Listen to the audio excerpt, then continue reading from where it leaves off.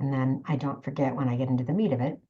Um, I always have a really hard time putting a due date on assignments because I never know where I'm going to end. And yesterday or Monday, I ended a good section. I was off by a section in terms of getting anywhere near where I needed to be. But then if I wait and just put the entire chapter due on all on the same day, students attempt to do all their homework in one day. Like Sunday, they just think, oh, I'm going to focus just on stats and get it all turned in. And they get stuck and they get frustrated and they feel like this is just way too much. And it is way too much. 5 sections is way too much to do in on one Sunday.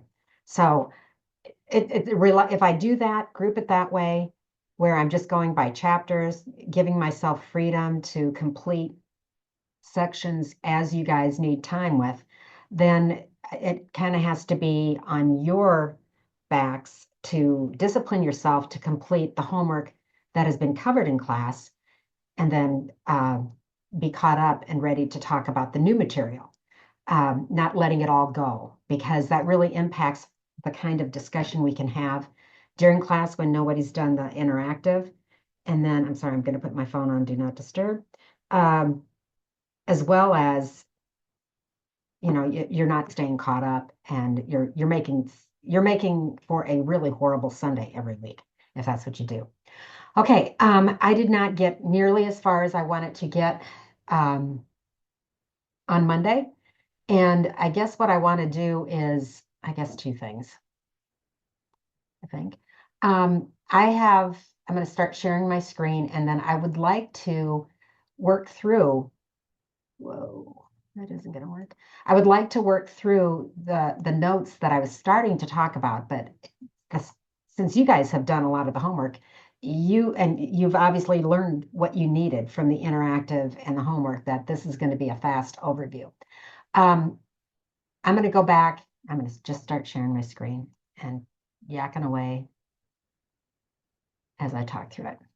Okay, so what I'm doing right now is I'm opening up, this is what I started to talk about. I always feel like it's just really important for me to take the time to talk about the terms here. And so that you're able to interpret that as you're coming across that information. Mu is the average of the population.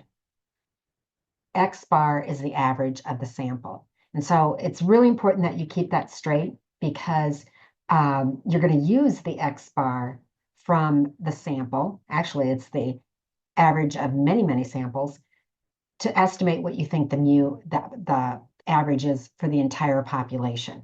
So that's the important thing here, is that yes, they are both the mean. One is from the population, one is from the sample.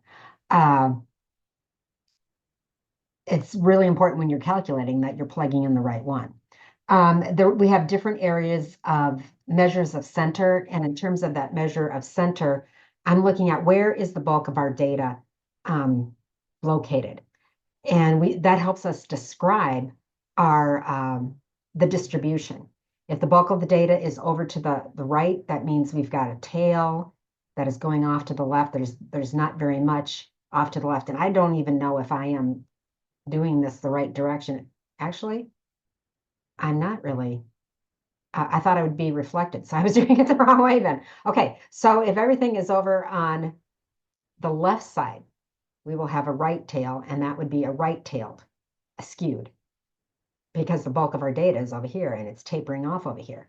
If the bulk of our data is over here to the left, and we've got this little tail, trailing off to the left. Did I say right, left, and then I think I'm going the right direction, but in the opposite direction, you've got skewed data. And that is really difficult to accurately calculate with. That's a whole nother stats class where you're talking about messy data is what they call it.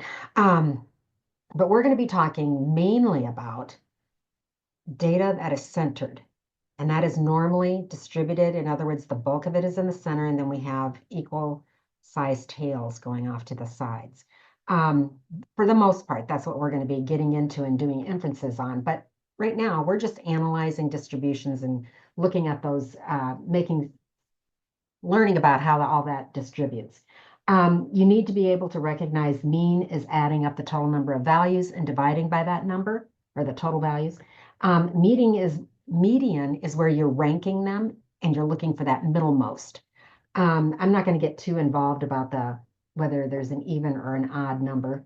I'm sorry that is displaying like that. That was it for measures of center. So I was just getting ready to do a basic activity.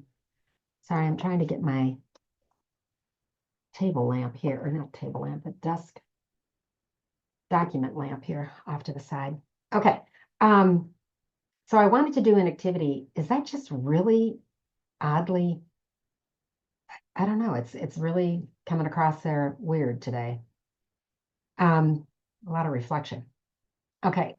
I've got this example here where we were going to analyze mean, median, mode of a sample of ages in my class. And I've got those ages listed over here in order. And we were going to find the mean, median, and mode and really analyze how this is distributed. So this would be what your raw data would look like. You just have numbers. But the thing is nice about this is I put them in order. Whereas I need to show you how to do that in StatCrunch. What I'm talking about right now is finding the mean. And when you are doing the mean, you're using this first set of formulas right here. And that's... I have a question in regards to that formula, Professor, if you don't mind. Sure. Okay, so is there a difference between this formula right here with the sample and population versus the other formula? It was like A plus dot, Yes. dot, dot. Yes. Is there a difference? There is no difference. And Okay. you're looking at this going, well, that's just how we find the mean. Why did they have to make it that ugly formula? And, it feels unnecessarily complex when it's not. It's just adding up those values. It's just learning to understand, what does that little sigma sign means? That's the sum of all the individual values. And yes, you have this x of I. And if you really wanted to be detailed about it, and you probably saw it somewhere in your information there, is that you would have x1, x2, x3, x4. Well, x1, x of 1, I should say, would be the first data point. X of 2 is the second data point. So you're really naming your data points. Does that make sense? And so... Yes, it does. Okay, so this notation allows you to clarify and get that precise in what it is that you're doing. Okay, so it seems complex, and I'm just trying to show you it's really, really not. It's just, at some point, you might go back and say, well, X of 38, in other words, the 38th data point is misrepresented. There's an extra zero in there. There's something goofy. You have to be able to name those data points. And so in stats and data collection and so forth, you get really precise in naming things. Does that work? I guess I feel like I need to explain why. It isn't just math people try to be complicated. But the thing is these are looking exactly the same, except the denominator of this mu is n. And that is meaning the total number of items in the entire population. Whereas this lowercase n is the number of pieces in the sample, the number of sample items. So your sample is from the population. Generally, like, why do we have to have these two separate things? We have these two separate things because generally we don't know the population. It's so large or so impossible to survey the entire population. If you wanted to know the average weight of 13-year-olds in the US, oh my God, there's no way you can go out and measure all the 13-year-olds. So you're going to have to do a bunch of samples, a lot of different samples. And we'll get into that more, but you're going to use these samples. And so you label each of those components accordingly to specify that you're talking about a sample. Is that okay? So we're going to be using this right here. And otherwise, it's the same concept here. So we're going to find the mean. And what I want you to recognize is that as far as the mean goes, you're going to add up all of these. You could do it in StatCrunch. In fact, I thought I had this entered in StatCrunch, but I know I don't. So if I did it in StatCrunch or with your calculators, I don't know if anybody is rushed to do this, but if I'm doing the mean, I'm going to be adding up all of these ages and dividing by, I have a total of 20. So I would be adding all of these and dividing by 20. So I don't even know what that total was. So I would add up to that total, but I know that I did this earlier and it was 21.5. So this is our mean. So that is, I can call it X bar if I want, saying it was a sample. And then our mode is our most frequent.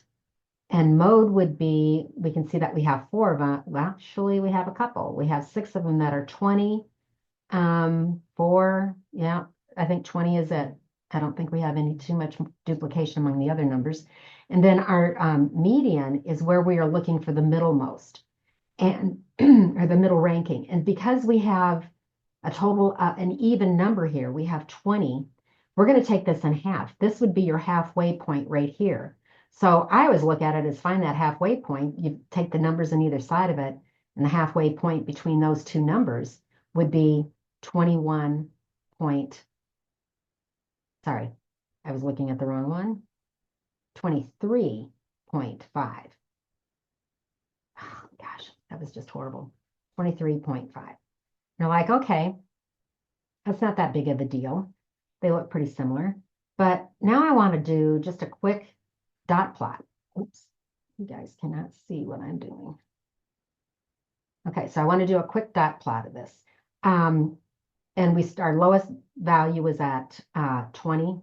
So I should have made that a little bit bigger. So I'm going to do 6. And when you're doing a dot plot by hand, it's really important that you make your dots about the same size and spacing. So I had 6 that were at 20. At 21, I had 4 of them.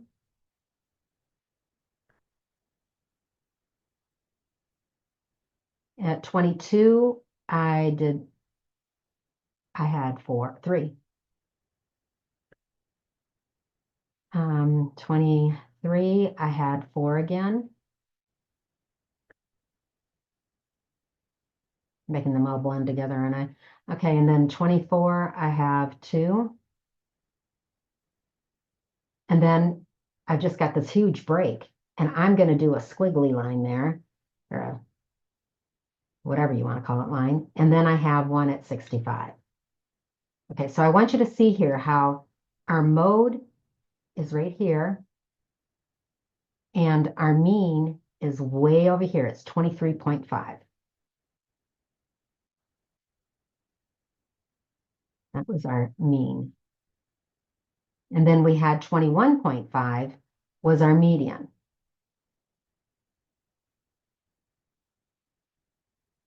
So I want you to see that is not looking kind of weird. So median, I need to write that out and not abbreviate it. So you're trying to figure out which of those measures indicates where the bulk of your data is centered. Would you say mean, median, or mode? Would it be mode? Well, we have a lot of, our highest mode of data, but there's only, if you look just right next door, there's only these that are near it. I'm not saying that mode is, yes, the most frequent outcome, but just generally, what area? Do you feel like it's on the right, the left, the center? The left. Pardon me? Median. I'm sorry. Median. The median, you're saying the median would be a better indication because yes, the bulk of our data is right around, here. We've got, it's on either side of this, we've got our bulk of our data over here. And that, because we've got this 65 over here, that's way out to the right. We've got a right-tailed skewed data distribution. And so the fact that I couldn't even get the 65 on here, I mean, that would be way, if I was doing this scale, it would be off my paper and off my desk. The 65 is not that close to 24. So what I want you to see is this 65 is pulling that mean toward it because it's got, and this one person is adding a value of 65 where everybody else is adding a value of 20 to 24 to that total. this one value is really impacting. It's equal to three of any of these for the most part. Does that kind of make sense?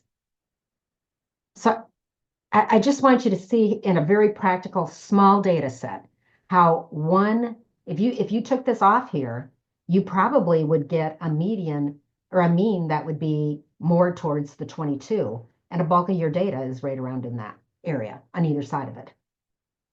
Maybe not that's the most frequent, it's just saying the average would land in there.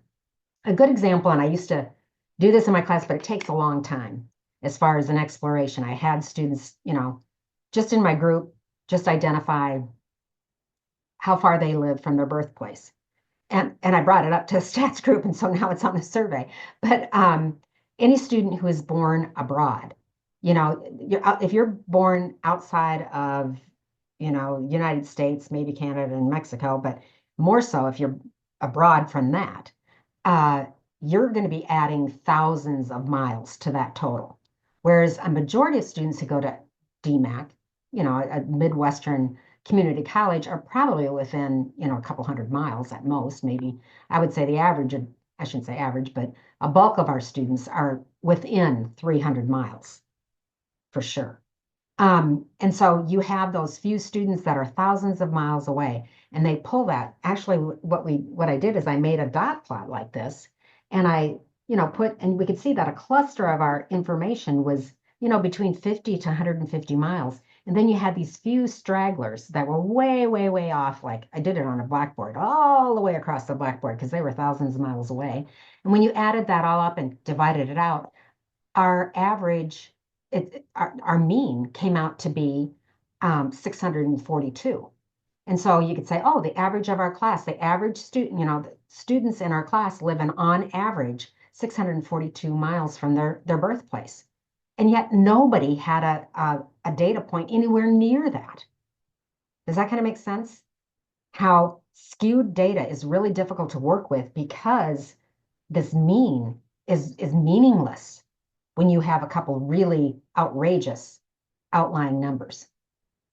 Could I see a thumbs up or something that indicates you get what I'm throwing at you here? Because otherwise I just keep repeating myself, and I can't imagine that's fun. Seen a few I'm not hands. trying to interrupt you.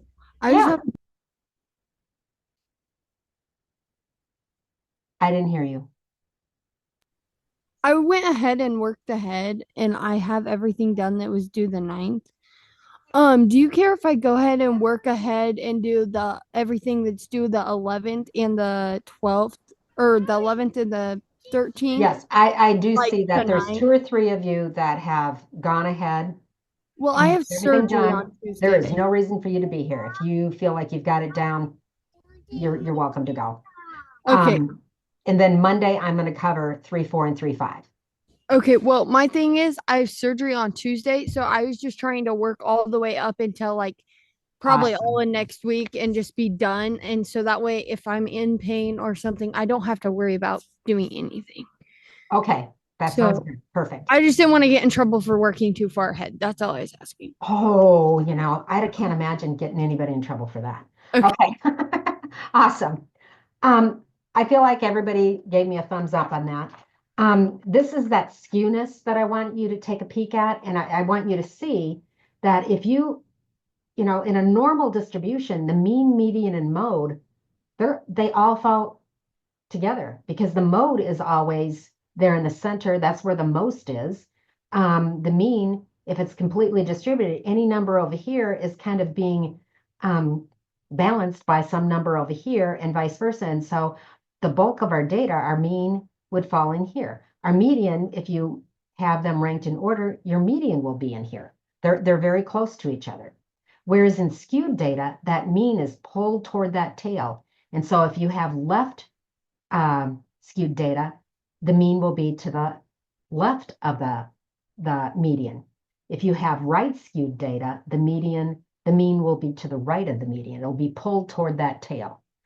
That's what I was trying to demonstrate there. Okay, now this concept of these graphs show that the median is a resistant measure of center. I should have included the of center on that. because it's not easily impacted by a few extreme outliers. There are some different cases where we don't use the mean for the most part. Like if we were looking at the value of home, the value of household income, you would be looking at median household income for that's reported a lot of times in different data.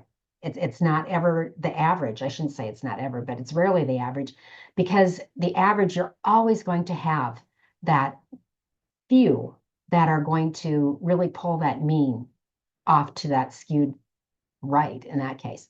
I remember when my daughter was in high school and they had whatever it was, they had a career day and someone had come from, I think it was Avita Hair School or something. And she came home and she was like, oh, I'm going to be a cosmetologist. I'm going to be rich.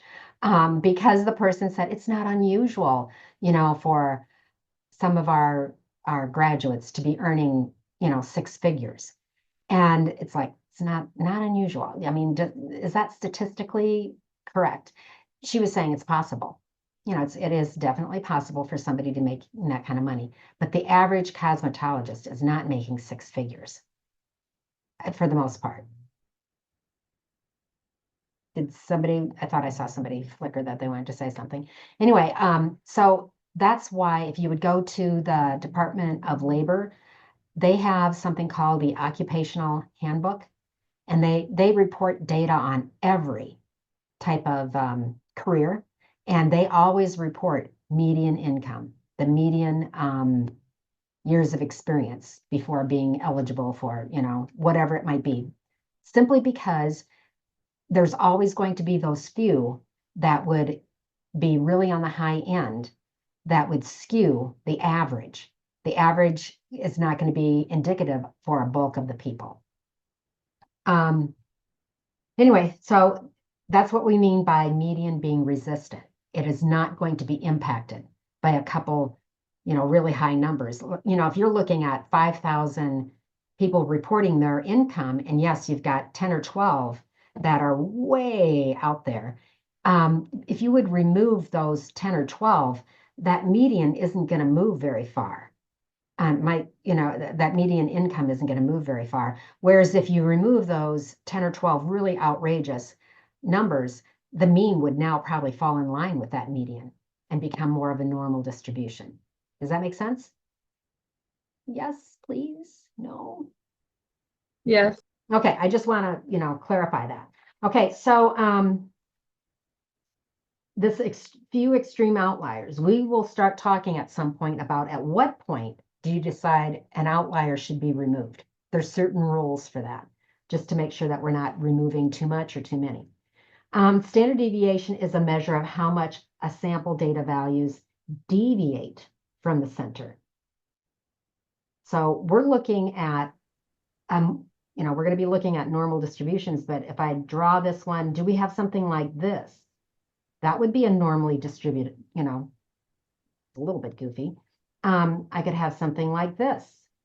That would be normally distributed. Or I could have something like this that is normally distributed. We have this where it rises slightly, gets higher, and then it lowers. All of those meet that definition of normally distributed. But do you see how this top one has a way larger portion in the center near that median, whereas this lower flat one here, that bulk of data is really more spread out. That's what we get at when we're looking at standard deviation. It's a numerical calculation that gives you an idea of how spread out the typical data point is, if you want to think about it that way. So with obviously standard deviation is a measure of dispersion. That's another word that we use to, how much dispersion do we have? How spread out is our data? The value of the standard deviation is always positive. Not that that's a big deal. It can increase dramatically with the inclusion of one or more outliers. So if I had an outlier, way over here, that's going to change this. It's going to pull that over a little bit. So you definitely want to, be aware of those outliers. The units of the standard deviation are always the same. as a units of the original data. We're going to do an example down here on that to point that out. Usually compares two standard deviations when the means are equal. Now, what I want to point, I'm going to do another example here on StatCrunch, but on this one here, what I was doing is I'm looking at starting salaries for new hires. Let's say we have a new company that hired 10 new people, and these are their average starting salaries. I didn't put the one, the 1,000, 41,000. I didn't put the thousands in there just because I don't want to deal with all the zeros. And I'm sorry that that is so fuzzy. A little bit better, not really. But anyway, so these are our salaries, and we can see that we've got, 41, 38. Our smallest one sure looks to me like 37 here. And then we've got the highest one, it looks like we've got 47 as well. Okay, so what I want you to see here is that if we would average this up, we would add all these up and we would come up, I believe it's going to be 415, I think is what I had here.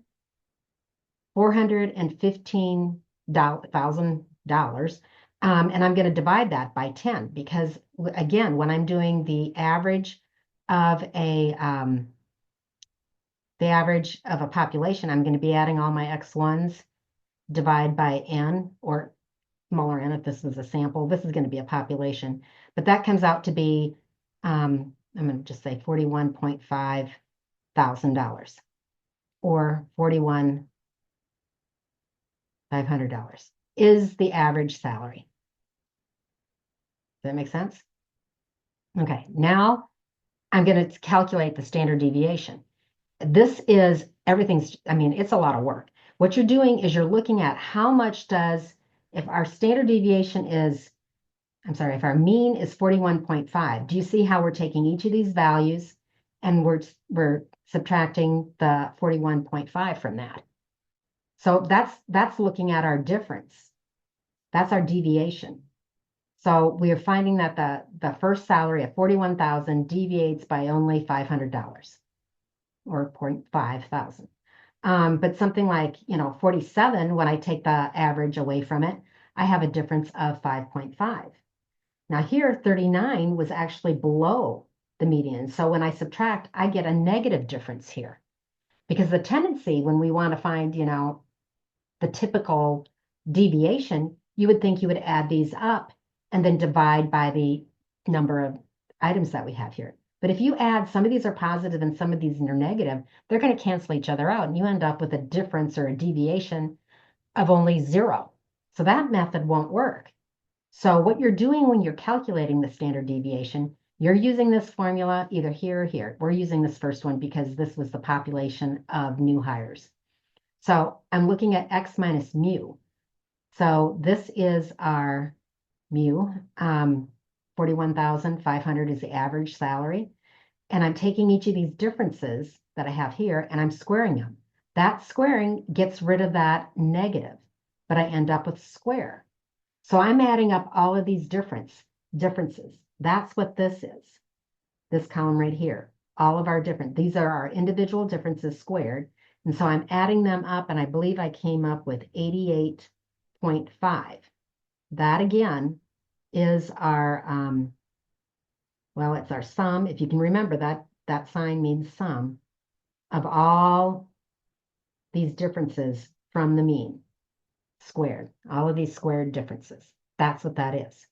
So then I need to use this formula up here where I'm saying, well, our population standard deviation is the square root of all of that. The sum of all of those X minus mu squared divided by N. And when I plug all that in, that's going to be 88.5 divided by 10. And if you were going to the calculator, you would put this in the calculator just as is. I would not do what's underneath and then try to square root it because you're going to get off. And when I did that, it came out to be, 2.9748, which rounds to about 3. And so you're like, well, that was an awful lot of work. Yes, it is. And so we're going to go to StatCrunch to do this for me. But what I wanted you to see is that to calculate the standard deviation, you have to square all those differences, add all them up, and then you're going to add up all those squared differences and divide by the number and square root that. So the square rooting at the end undoes all of these individual squaring pieces that you've done to get back to the same unit. So it's basically saying the average salary of new hires is basically 41,500 with a standard deviation. And I'm going to write this as SD, just so that you remember that, equal to 3 years. You're like, well, what difference does that make? We're going to, keep going on here and helping you to make sense of that. Okay, do I have a thumbs up on this? Because keep in mind, I will screenshot this and send this to you if you want it. Wait, so you find the difference between the middle column? That's And what the then- middle column is doing, is finding Okay. the difference, how far that salary deviated from the average. And then you square all of them, then divide it by 10? Yes. Okay. Isn't it a fun? I remember doing this when I first took stats a long time ago, and doing this in a spreadsheet and putting in the data. In fact, we have Excel and we have StatCrunch is going to do all this for us. I just really wanted you to see what's going on here and why you have to do that. Is that okay? And then you subtract it by so you're doing, I'm confused. Wait. I squared all of these differences. What is the difference though? So is it the mean, the number It's minus that- the it's- mean? You know what? That's really important. It is the data value minus the mean. The Okay. mean is always last. You put that data value first. Okay. Okay. And then that's the difference that you square. And so you're adding up all those differences, all those squared differences is really what they are, to have a total of 88.5. Divide, if it was a whole number and came out evenly, wonderful. But if not, you're going to leave that under the square root sign, just because I want you to I don't want you to round anything and then square root. That's enough to get off. And I don't think anybody's going to be doing this by hand anyway, but I just want to point that out as to why we're doing this. Okay, I'm going to go back over here. And it's because, okay, no, I'm going to leave this. This will work. When we look at our normal distribution, if you look at this measure right here as a standard deviation, this line right here is one standard deviation below the mean. This is our mean right here. I could go one standard deviation this direction, and that would be one standard deviation above the mean. Okay, if you have a truly normal distribution, that means that basically 68.20, almost 27% of your population, your data, is going to fall within one standard deviation. And so a big bulk of our data is going to be right around there, around our mean, within one standard deviation. Now, if I would go another standard deviation out either direction, I would find that 95% of our data would fall between here and here. And so that's the big thing that you need to remember, is that 95% of our data, almost all of it, will fall within 2 standard deviations. So I want you to see how that standard deviation is really going to give you an idea how spread out your data is. Okay, you could actually go 3 standard deviations out, and there are a lot of medical tests that look at how far away from normal are you, because nobody's going to be exact, in the center for anything. So just keep that in mind, and that's what we're going to be kind of working with. I used to do a whole thing on, IQ here, but IQ is a bell-shaped distribution of a mean of 100 and a standard deviation of 15. I don't know if any of you knew that, but what percentage of our IQ scores would lie between 70 to 130? Well, if our middle is 100, if that is our X bar, One standard deviation below would be 85. Two standard deviations below would be 70. One standard deviation above would be 115. And two standard deviations above would be 130. So you could say that a bulk of our data would fall between 70 and 130. And this up here tells us that 95% of our data falls between that. So anything that's out here in these tails, this would be a right tail, this would be a left tail. And I'm not talking skewness here, but anything, I can't believe I forgot to write the right, and tail. Anything out here in these tails is going to be unusually small or unusually large. Okay, so somebody with an IQ of 140 would be really unusual. In other words, about if we have 95% of our data falling in here, that means 5% would fall in the tails, half up here, half down here. So somebody with 140 IQ would be in that top 2.5%. Somebody who would fall in, have an IQ of 65 would be in that lower 2.5%. Does this give you an example that kind of helps you make sense? Yes. All I'm looking for is yes or no. Thank you.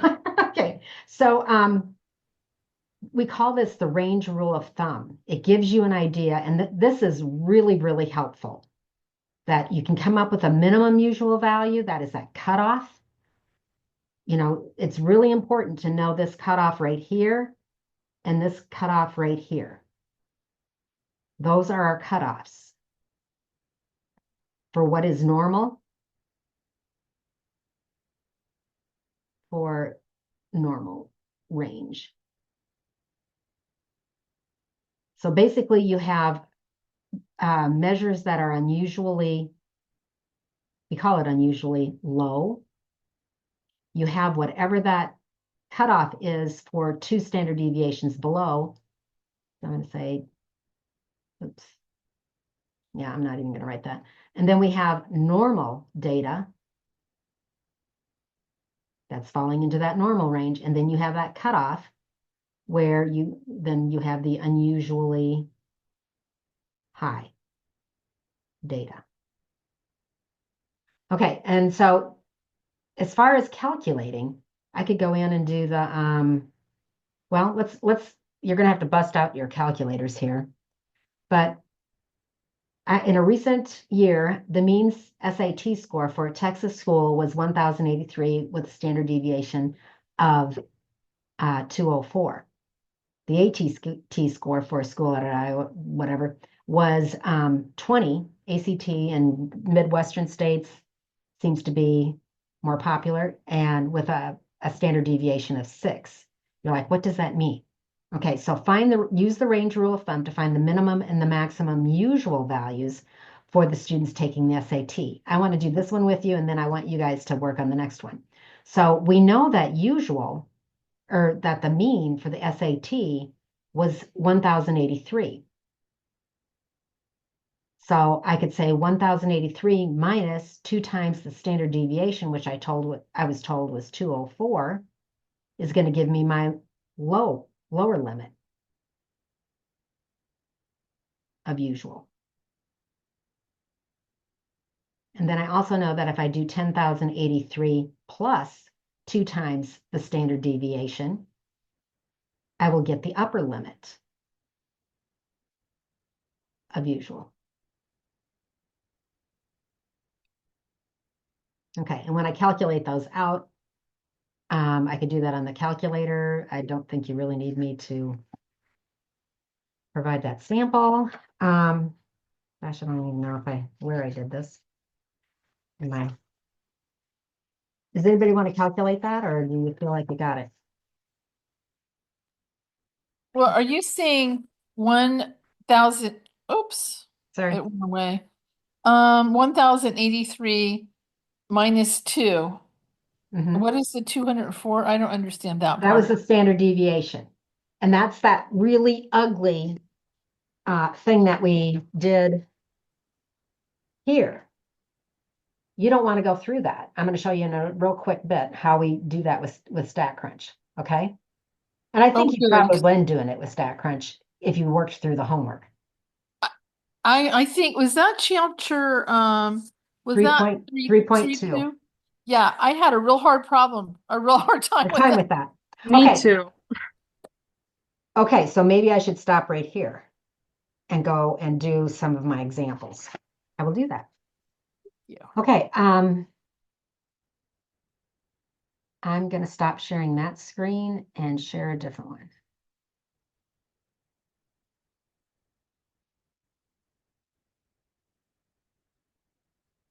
And by the way, I did notice that on my homework list in grades, it said it was due today or Yeah. last night, but everything else got shifted to the 9th. Is that going to be shifted as well? Which 2.2, I didn't get that shifted. 3.2. 3.2. 3.2? Sorry, I will shift it. Wonderful. thank Thank you for letting me know. So 3.2, I still need to do my work on. Sorry. Homework.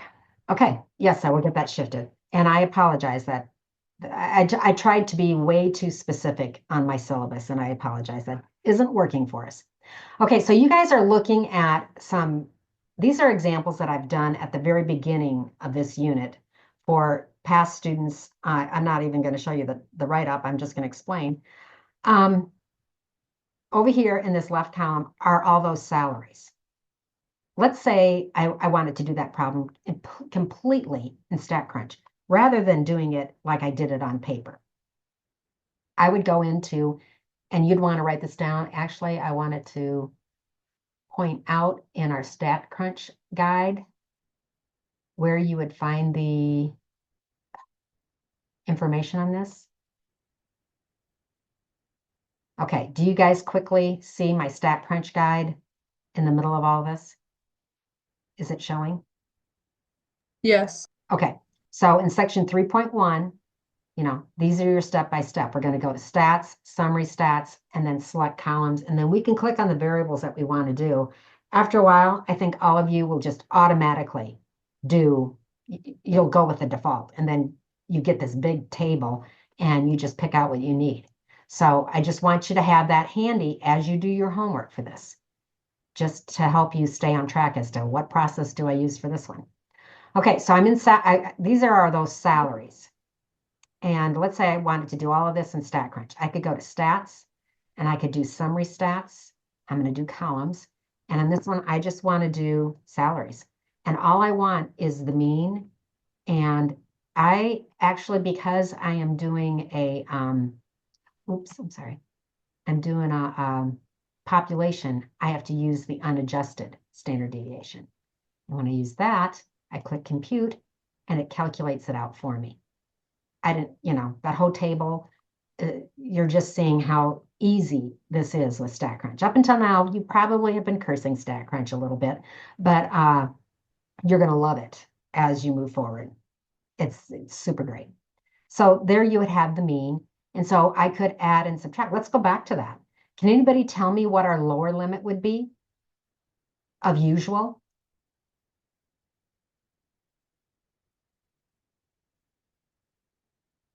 Of the salaries, it was 37. Is that what you're talking about? The lower limit is where you're taking 41.5 minus 2 times 3, because on this, so I can go down here and just say my lower limit of usual. So I'm going to write that as LL. Oops, that doesn't look like LL. Well, LL is equal to the 41.5 minus 2 times, and I'm going to put it in parentheses here just because, and this isn't going to calculate here. And I said it was 3. So we come up with a lower limit of, that lower limit of usual is equal to 41.4. Sorry, I didn't mean to do that 4. I meant to do 5. Minus 6, which is going to give us a lower limit of 35.5.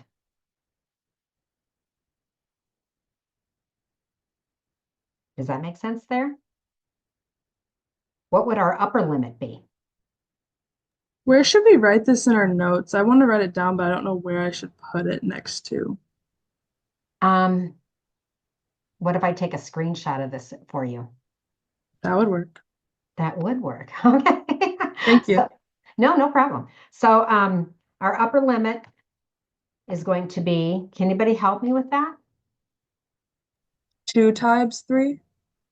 Yes, it's going to be 41.5. Am I adding or subtracting? Adding. Adding. So it'd be 2 times 3. So that would give us, I'm just kind of doing the algebra down here, is going to be equal to 47.5. So just based on that formula, we could say that 95% of all new hires should be earning a salary between 35.5 up to 47.5. That's the typical range. That's a usual range of hires. Let's say that you came in and you're like, wow, you realize somebody is making 43,000 and you only got hired at 39,000. You feel like you're unusually low.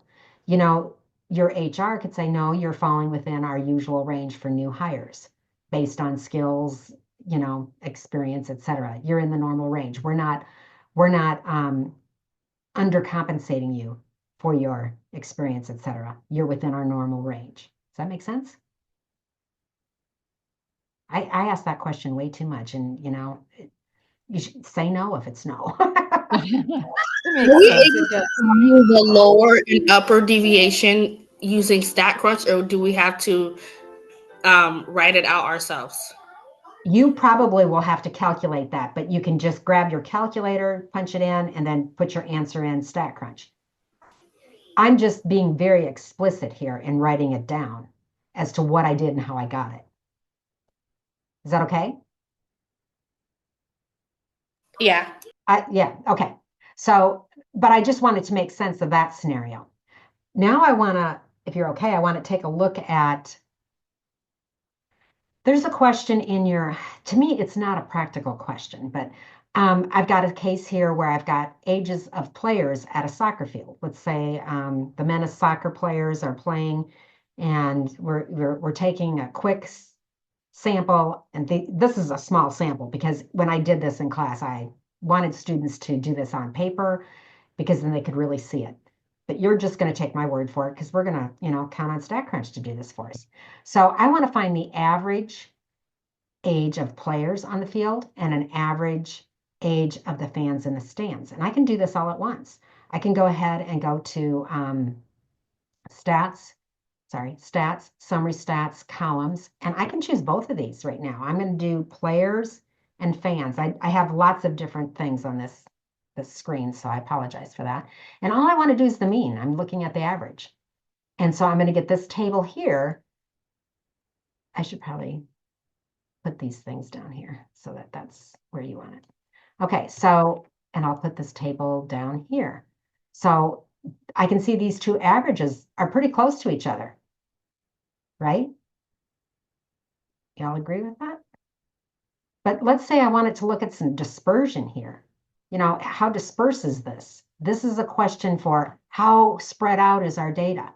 It's a small sample set. This is really unrealistic. So I'm going to go into edit, and I want to add standard deviation, and I'm going to go down here and add range just so you can kind of see some things. And I'm going to bring this back over. And so now we're like, okay, the players, my standard deviation is pretty small, you know, 1.9. That means that, you know, 95% of my data, of my age on the field is, you know, I'd take 23.5 minus 3.8, almost 4, you know, 19, 20 years old up to almost 25-year-old. Really small range there because it's, you know, these are the players. We don't have 65-year-old people out there on the field, but you're looking at a really compact range. That range was only 4 wide from, if we looked at that, from the 95% below, I should say 2 standard deviations below to 2 standard deviations above, that's going to be that range of 9. So for the fans, we had a pretty similar average, but our standard deviation is much greater because our lowest age, our average, our range on average is right around 31. The 95% of our data falls within a 31-year age range. So how do you know how to I'm just confused on how to classify like the information, like let's just say this one into Mhm. like which standard deviation it would be, like the percentage. I'm just not getting that. The 95%? Like, yeah, like how do you know if it's like 95% or the 68 or the whatever? Okay. Honestly, I need to do a couple other examples. This is not paralleling to what I know you're asking from your No, homework. you're good. You're good. Okay, so remind me. We'll go back to that. This is a lousy set because it's so incredibly small. I had students do this by hand so they could see that, oh, finding that difference, and they could see this one's really impacting my standard deviation because it's so far away. And so they really get an idea that, wow, standard deviation is really impacted by that really high number of age or whatever it was. This one, I'm not even going to do that. The rest of this is for somewhere else in the presentation. I'm going to do one more on this range rule of thumb, and then I'll talk about, what percentage is between 1 standard deviation below and 3 standard deviations above, whatever. Is that the type of question you're asking me about? Yeah, like how to classify like the data into that. Okay, I'll definitely help you with that. Okay, so I'm going to go back to my other screen. Stop sharing here. Share the other screen. Okay. Okay, so I real quickly, we're going to go, what you were asking about is, we're going to keep referring back to this. So I'm going to finish this up here. I haven't asked you guys to do this. Find the minimum and maximum usual scores. In other words, the middle 95%, where our usual, that's 95% of our data falls for the ACT. So in the ACT, just to remind you, the mean score, and it doesn't matter if I write this as X bar or whatever, but the mean score was equal to 20. And our standard deviation, and lowercase s is standard deviation for a sample, and that standard deviation was 6. So what would the lower limit be of usual?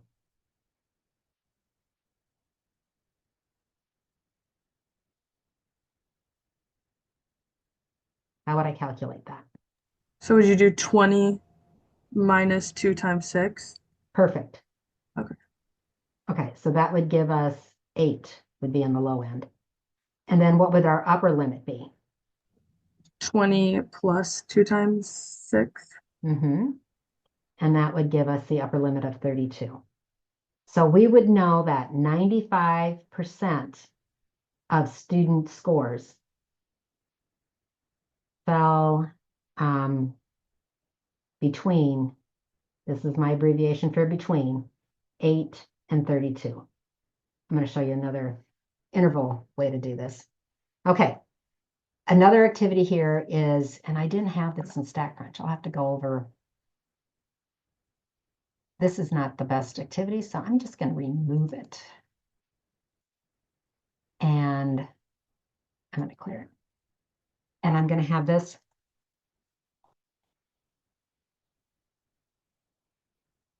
Be this problem here. Okay, so this list here is, I've listed the total number of credits completed by students in a recent statistics class. This must have been a summer class. It was a small one.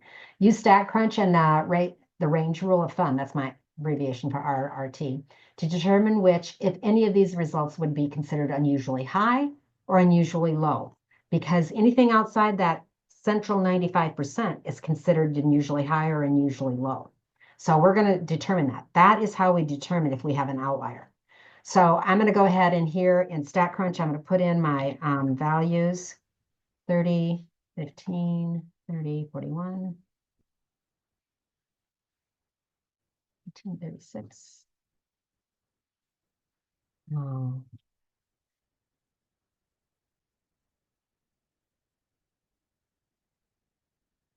Didn't do any goof ups, did I? Okay, now keep in mind, these are the number of credits that students have taken when they start stats class. They've already completed those in previous semesters. So I want to go into StatCrunch. I'm going to use calculators. I'm sorry, I'm going to use summary stats. Stalled on me, sorry. There we go. Summary stats, I'm going to do columns, and I want to look at just credits taken, and I am going to calculate the mean and the Are we standard. supposed to be able to see your screen? I'm on the wrong screen, aren't I? Oh, I can't take this off. Trying my best. It's such a pain changing screens. Okay, so a credit's taken. I chose mean, and I'm going to choose standard deviation. Now, can you see what I'm doing? Yes. Okay, thank you for pointing that out. I'm going to go ahead and click, and I see that I've got a mean of 30 and a standard deviation of 11. So I'm going to put that.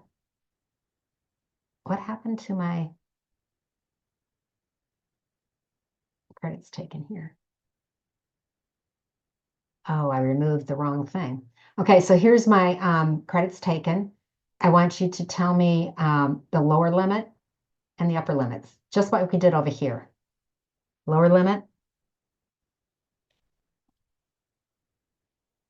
is equal to 30.2 minus 2 times. Is it okay if I do 2 times rather than the parentheses? And I'm going to do 11. And what do you come up with?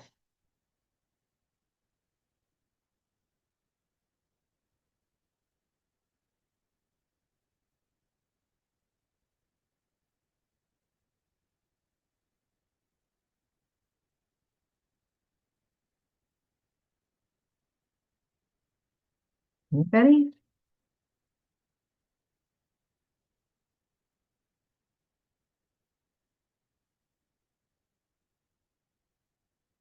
Okay, I'm coming up with 30.2 minus 11 would be 22 off of that, and that would be 8.2. Does that make sense for you? So, on the lower, we'd think that, hey, most students are coming in and have complete at least one term. They got 8 credits in that one term. And then our upper limit is going to be equal to the 30.2 plus the 11, 2 times 11, which is going to give us an upper limit of 22. Added to that would be 52.2. Okay, so my question, I'm going to do this over here. My question is, if these are our results, we went to StatCrunch.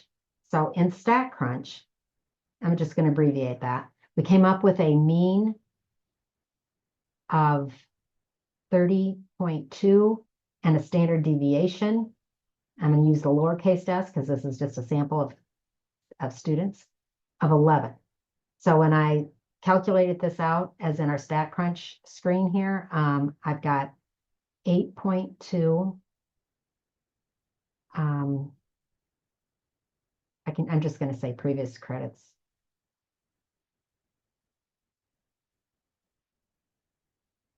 And less than 52.2.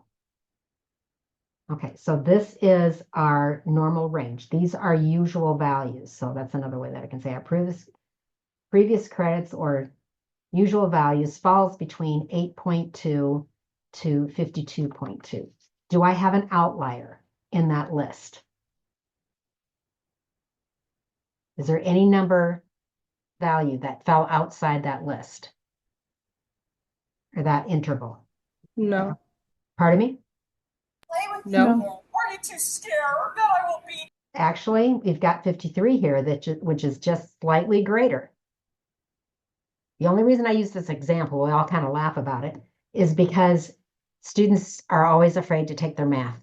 And they end up taking math their last term. This person was probably in their fourth term of DMAC and took their math the last thing before they went on to a 4-year degree. Does that kind of make sense? That person is an outlier. They were holding out to the end. Most students try to get it done before, sometime, possibly many of them their first term, and others, this is a popular time for many students who are freshmen to take it all the way up through like the second term of their sophomore year. I know it's a loose kind of activity, but that's that's putting things in context. It's not unusual for a person to not take it their first term. But it is kind of unusual for someone to take it outside of that, based on this sample. Lost? I mean, pardon me? I said, eh. Just a little more time thinking about it, huh? Okay, I'm gonna move I have a this. question. Yeah, I printed out all of this stuff, but I don't recall printing this list out that you're working on. you haven't, because I kind of put it together myself. When I do stuff like this, it kind of keeps me on track during Oh. class. And so I will take screenshots and PDF it and send it to you guys. Oh, that'd be awesome. Thank So I you. don't want you guys to That'll struggle, help. but I just want to have an organized lesson for you. Yeah, no, that's great. I'd love to have that because I think if I could just sit with it for a little Yeah, time, it'll that's the sink point. in. That's the point. And Yeah. then you can, watch through the video again and follow it if you want. Could Okay. you send us the other one too with the word, like we filled in the words? Do you want one like that? No, it was the one we did like a week ago where you went through and we filled in the words. It was like sentences with blanks and then you filled in the words, like we kind of matched the I words to sent like, that out. oh, Did you not get it? is it in the email? I didn't It would have see been it. an email. I usually send that email immediately after class. I'll look a little bit more and then I'll email it to you if I Okay. can't find it. So I wanted to go back to this right here. And I really need another clean sheet of paper to really expand on this. But back to, the significance of standard deviation. So we looked at this scenario here. This is a normal distribution, and I actually have, 4 different curves on here. I've got one that's really flat. In other words, there's not a lot of difference between something that's real far away from the mean and the mean itself. Here, this is really extreme. A huge amount of the data in this large one looks like this. Huge amount of data right in here. Well, our standard deviation, remember, 95% of our data has to fall in here. And so your standard deviation here is going to be, in fact, I didn't even make that narrow. So our standard deviation, what I did is I've got my X bar here, and each of these distances here is a standard deviation. Does that make sense? So this is S right here, another S right here, S and S to get, from one to the next. So I've got 4 standard deviations, a lot of data, 95% of our data is falling in here. Now I need to draw another one that's a little more flat, but it's spanning about the same distance. And so I've got, I don't want to do that way.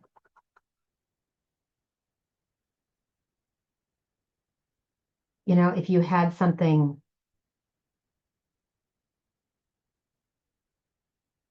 I'm just going to do a normal one. You can have your standard deviation be much smaller. That's what I'm getting at here is that, our standard deviation here is a lot smaller than if I had something like that, where it was, let's say these are the same measures. So it has standard deviation. That's a better comparison. This standard deviation is much larger than this standard deviation. Okay. Visually, that's probably not making a whole lot of sense because you're like, give me my data set. Let's say that I have data set where I am looking at the average age of Fortune 500 company, I should say, Fortune 500 CEOs is 65 years old with a standard deviation equal to about, 4.5. So could you calculate that range rule of thumb then?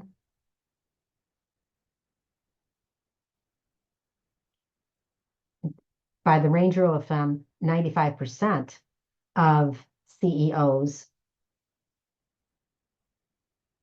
are what age? Well, if I do 65 minus 2 times 4.5, all the way up to 65 plus 2 times 4.5, that's going to be 53 on the low end, and on the high end, we're going to have, what did I get? 56 on the low end, and on the high end, we're going to have 74. So 95% of our data would fall in here. This would be my lower limit. And so that kind of makes sense. Okay, whereas I could have the average age of, what do I want to say? Of youth baseball league is, 6 years. No, not average age. We'll go with the average age of being, say, 9 years old, with a standard deviation of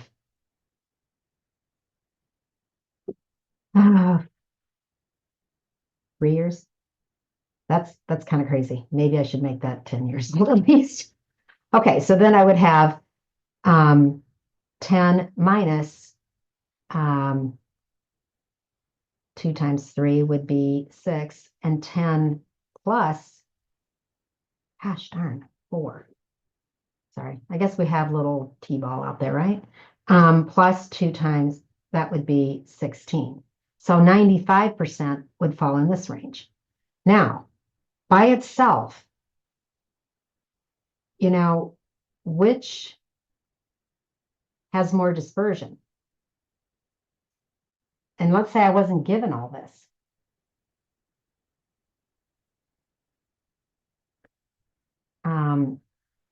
A data set with a mean of X bar, I'm going to say, of 65, or a data set with X bar or an average equal to, what did I say here? 10? Okay. What if I hadn't given you this context of ages of CEOs and ages of youth baseball? What if I just gave you this information? Which set has more dispersion?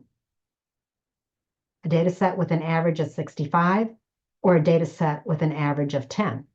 Could you answer that question just by itself? Yeah.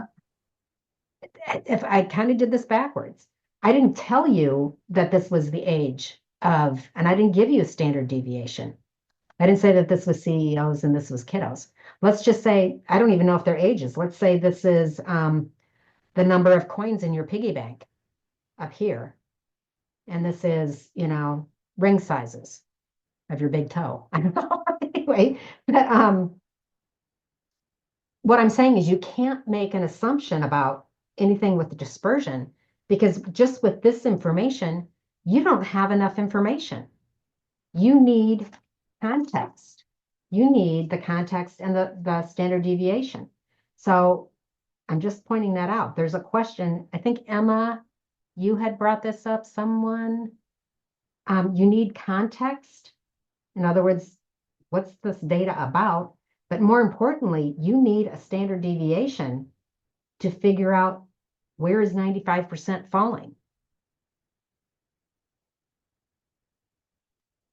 Does that make sense? You can't answer that question without the standard deviation of both of those to actually make a comparison based on just the mean. I know that there was a question somewhere. I can't remember where it was at, but I did want to talk about that because, and in all honesty, I think that's a goofy question. Merceline, was it you that asked me that? No, I have a question. What about you at the median? Can you tell the I'm sorry, question? what about what now? What about if you had a median instead of mean? When do you use the median median? instead of the mean? You're going to use the No. instead of the mean. This one, With this picture? the one you just did. What about if you use the median instead of mean? Can you tell the discussion? For these two examples? Yes. Okay. What I'm doing, anytime I'm doing anything here with mean and standard deviation, that's going to be typical of a normal distribution. That really is a good question. And I should make it clear somewhere. So when you have a normal distribution where there's, nothing major going on, in other words, it looks like this, you were talking about mean. It's most appropriate to use the average, the mean, and standard deviation.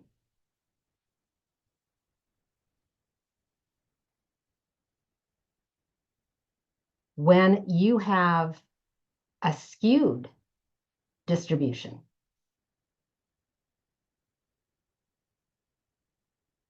in other words, it looks like this, or it looks like this. That's a really bad one. But this is left skewed, this is right skewed. That's what I mean by skewed. You will use median. That is a better measure of center. Does that make sense? Yes, it does. Okay. Okay, so I think I'm all over the place here. This was what, covering 3.3. You have a couple really weird scenarios where you're calculating mean and standard deviation, but this data, I should say here, this is 3.2. 3.2, both and 3.1, both use stats, calculators, stats, summary stats, and columns. What's described right here. You're going to use that for 3.1 and 3.2. I don't even know what screen I'm on.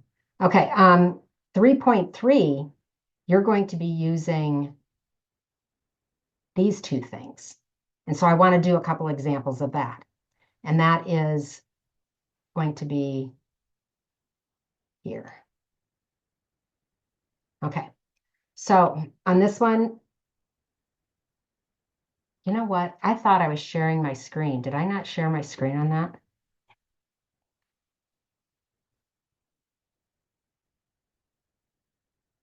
Was I not sharing this which has more dispersion? Did I not share that? You were. Okay. Was I sharing the screen when I did? Merceline, I think I did. Did I show you that? Yeah.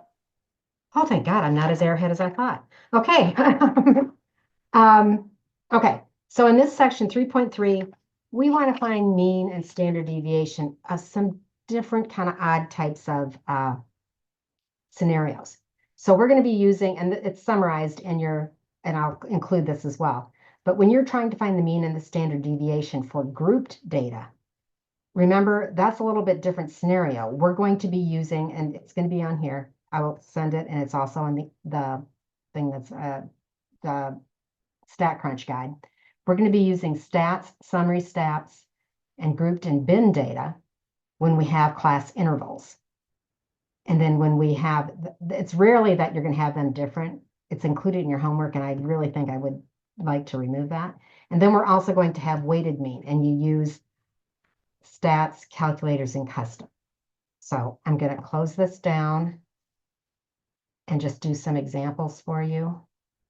I'm just going to shut that down. I just real quickly want to point out what I'm demonstrating right now is these two things right here.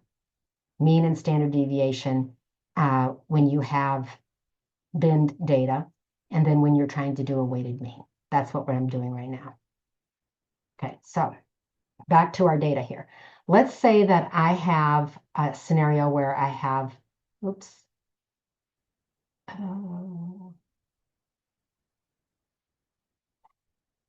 Just realized I want to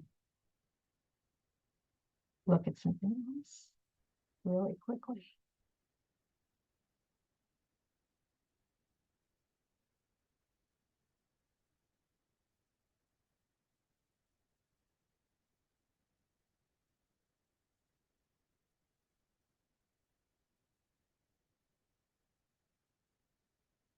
Call this thing, come down to this here, put it in here.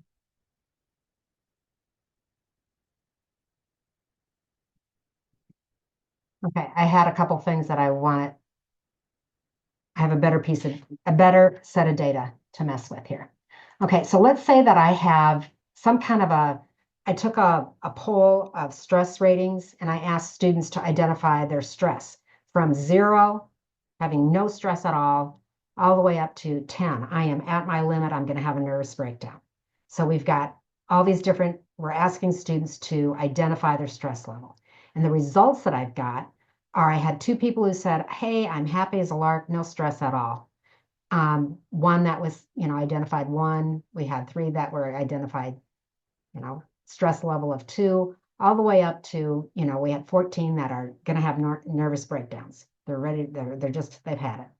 Okay, so this is what we call a frequency distribution. If you remember, you were introduced to this in section 2, chapter 2.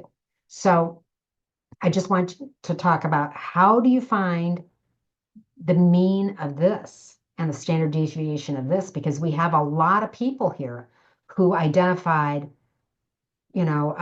having stress, at 4, 5, 6, 7, 8. I mean, a lot.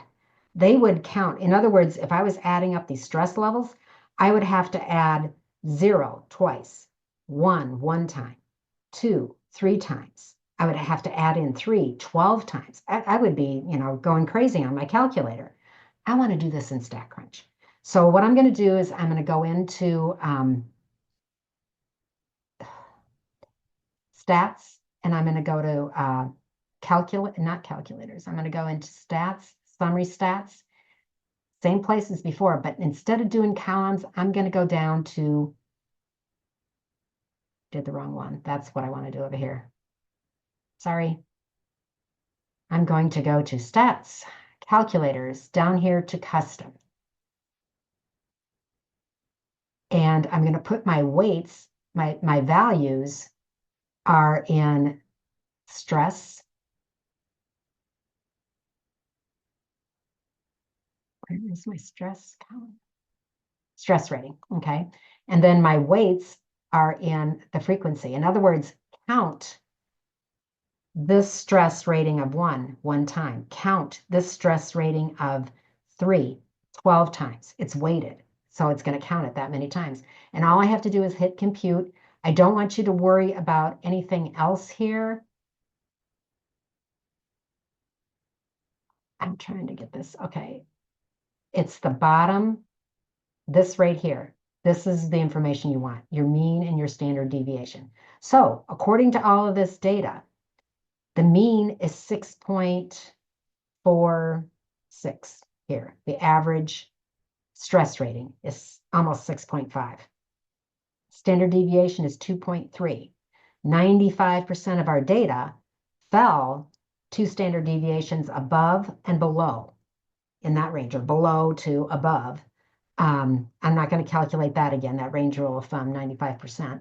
But that's where you would find that. I know I'm getting too carried away here. Okay, so that's down here for that one. Okay, I could go over here and this one, again, I have a frequency distribution. I've got a class interval of 7 to 18. I can't even remember what this was. Students doing something or other. And so we can see it starts out somewhat low, gets a little bit high, and then low again. But these are the different class intervals. We don't know the exact values, but we know that 10 people reported 19, somewhere between 19 and 30. 10 people reported that. 8 people reported somewhere between 43 and 54. Let's say we're talking about ages of people on a bus. I don't know. Anyway, so we've got these intervals. And so this is interval notation. And so that's where you're going to use, where are the data sets? Sorry. That's where we're going to use this binned data. So I'm going to click, that's 3.3. Okay, so then I'm going to go over here and I'm going to class interval and frequency are what I'm going to have here. And I'm going to do summary stats and I'm going to do binned data because I'm going to select my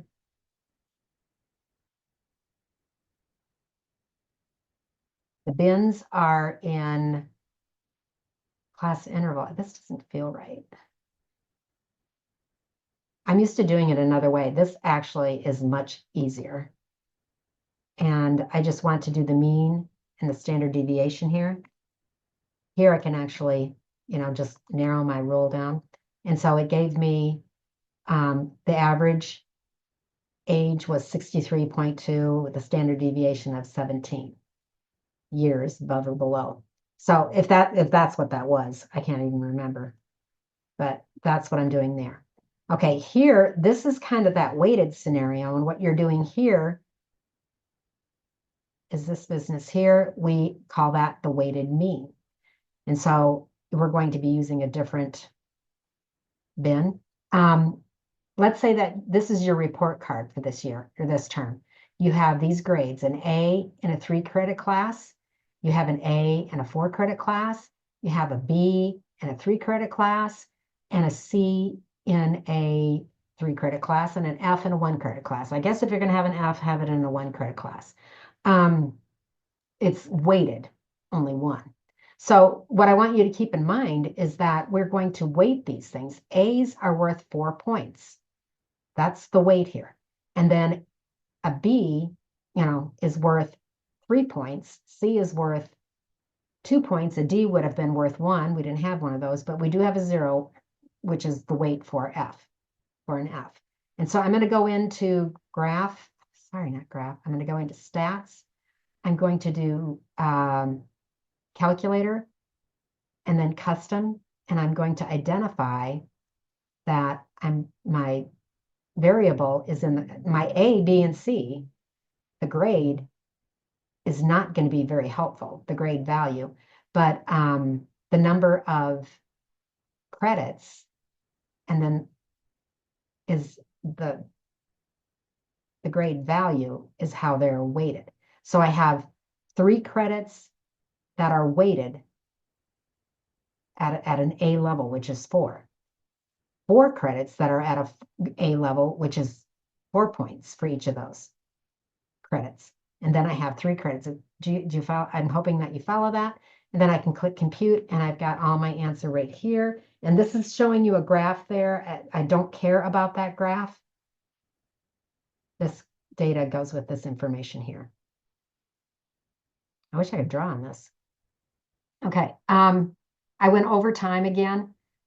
There was something that one of you, and again, I will give you a copy of it. I will get this sent off to you, but somebody wanted to know about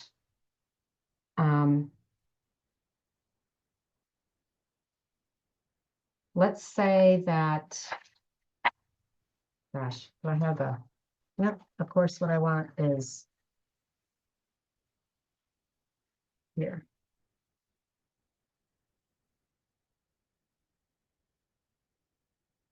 So let's say that I want to know what percentage of students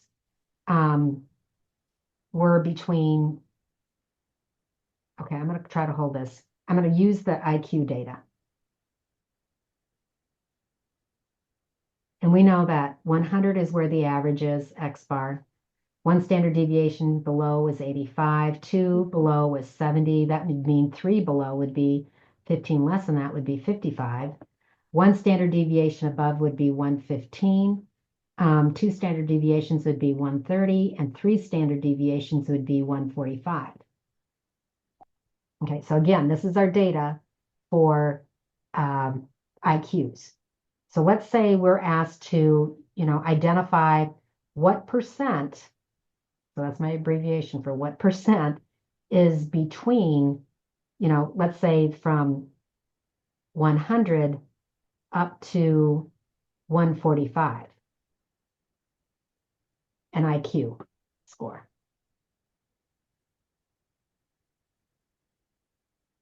So we're looking at between 100 all the way up here to 3 above that, because that's 3 units. So that would be the, if we would be adding 34.13 plus this 13.59 plus 2.14.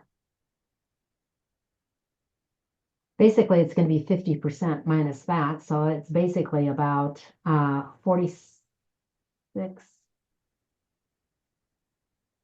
point, I'm sorry, 49.84%. 87% would be in that upper half. Let's say that I wanted to know what IQ scores were, what percent of IQ scores were between 85 up to 130. So, pardon me? Oh, I'm sorry. I didn't realize I was on. Sorry. Okay, so that's going to be anywhere from 1 standard deviation below 85 all the way up to the 115. So 85 is, I'm sorry, 130. So I'm going to have 34 plus 34. In other words, I've got that middle 1 standard deviation below and 1 standard deviation above. So I'm going to say 68% plus this 13.59%, 0.59%. So that's going to come out to be about 81.59%. I have a quick question. What made you, when you did the first deviation with the 49.87, what made you say, I'm going to add the 34, the 13, the 21? Because I'm looking at the data values between 100 and 145 would be 1 standard deviation above this percentage. Also, I'd have to include 2 standard deviations between 1 and 2, that percentage, and between 2 and 3, this percentage. But then you minus the Pardon far me? right one. Didn't you take away the far right? Or what I could do is I could say, well, that's the upper half minus that.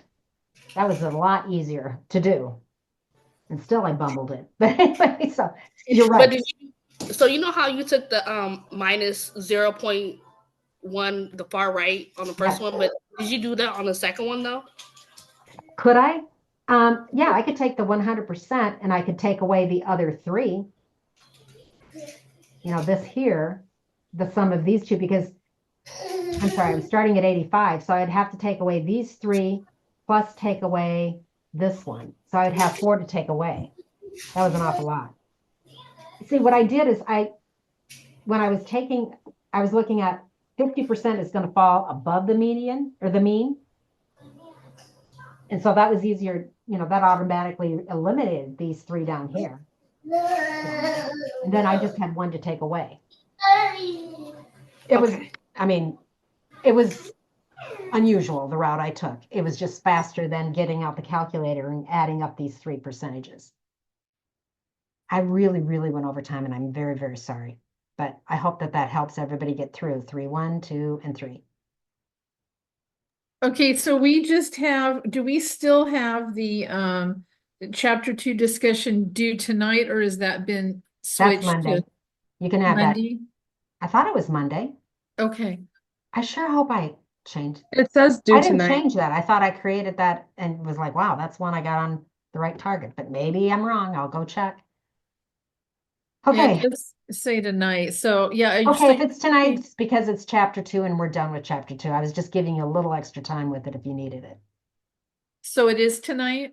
Yeah, because it was on chapter 2, but I didn't get a chance to demonstrate 2.2. You didn't get a chance to work in it because that's the assignment that didn't work. And I wanted to make sure you had that I got a And you- chance to talk about that. where do we get that information for discussion 2 again? Chapter 2 discussion? It's at the bottom of last week's folder. I'll put it on the top of this week's too. Okay, Just that's if okay. you've shut that down, I'll definitely do that. All right. Thank Holy you. cow, this was a lot tonight, but I think we're caught up. Yay. So listen, you guys take care. Let me know if you have any questions, and I apologize that I went so long. Thanks for hanging with me. Thank you. Okay, bye-bye. Oh, Susan, I did want to touch base with you. Was there anyone else who needed me to go over something tonight? I can't remember.